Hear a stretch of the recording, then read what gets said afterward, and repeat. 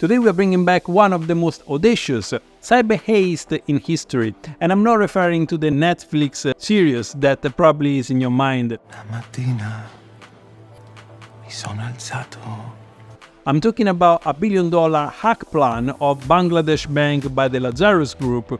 This incident isn't just a tale of sophisticated cybercrime, it's a clear reminder of the evolving risks in financial crime, and if you are in the banking sector, this video is definitely a must-watch, as we will explore the key lessons also to safeguard against such risks. So let's jump right into today's video.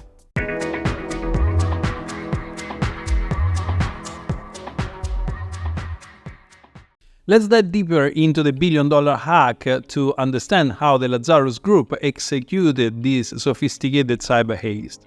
In 2016, these cybercriminals targeted the Bangladesh Central Bank with a calculated multi-step cyber attack that exploited systemic vulnerabilities with chilling precision. Firstly, they spent months infiltrating the bank's network, likely through spear phishing emails.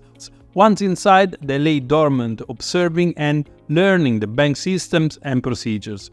This kind of prolonged, undetected presence is a characteristic of advanced persistent threats, which is still today a significant concern in financial cybersecurity. Once inside, they focused on the SWIFT system. This system is like the secure messaging app of the banking world, used for sending money across borders by financial institutions. So, the hackers managed to get their hands on the special codes of credentials that the bank used to send the SWIFT messages.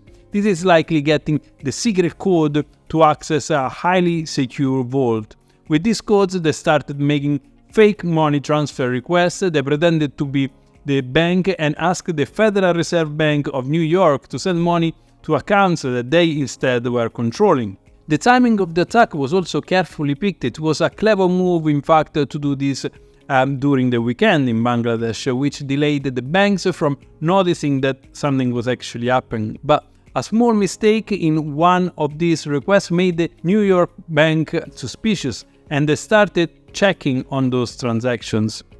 Was this small mistake, in fact, that helped the controls that are in place across the financial institutions that were involved to stop most of the money from being stolen. However, the hackers still got away with $81 million, which they then sent to casinos in the Philippines. This part of the plan shows how important it is to have effective checks in place to catch suspicious activities, especially when we are talking about large amounts of money that are moved around in places like casino businesses.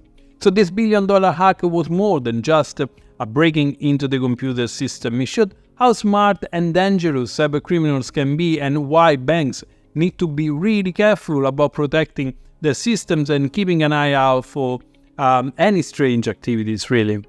Let's now combine our focus on the lesson learned from this $1 billion hack and the preventive measures that are needed to guard against future threats. Firstly, banks must prioritize enhancing their endpoint security and ensuring that regular system updates are in place. This is crucial to protect against unauthorized access.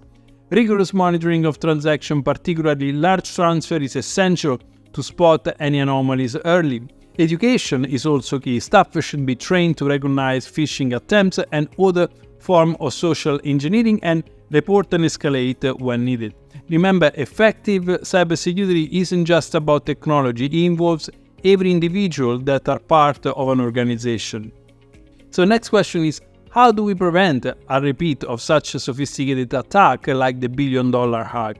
A comprehensive strategy is indeed necessary. Banks need to establish robust cybersecurity frameworks that encompass not only the latest technology but also consider the procedural and the human factor. Investing in advanced threat detection system is a must to identify and respond to threats promptly. Moreover, fostering a culture of security awareness throughout the entire organization is vital. Each employee, regardless of their role, should be aware of the cybersecurity risk and know their part in mitigating those risks as well. Collaboration is another critical component. Banks should work closely with international regulatory bodies and other banks.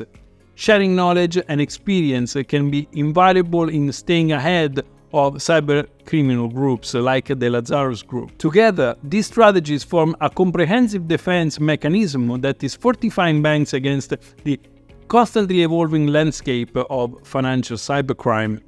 And with that, we are at the end of today's video covering the billion-dollar hack. I hope this journey was an interesting one, and if you've learned something new, don't forget to like, share, and subscribe for more of my regulatory compliance and financial crime-related videos. To support my FinCrime Agent project, you will find the link of my Patreon account in the video description, or you can even send a super thanks to show your love directly on this YouTube video. So, that's all for now. Thank you for watching, and until next time, see you soon.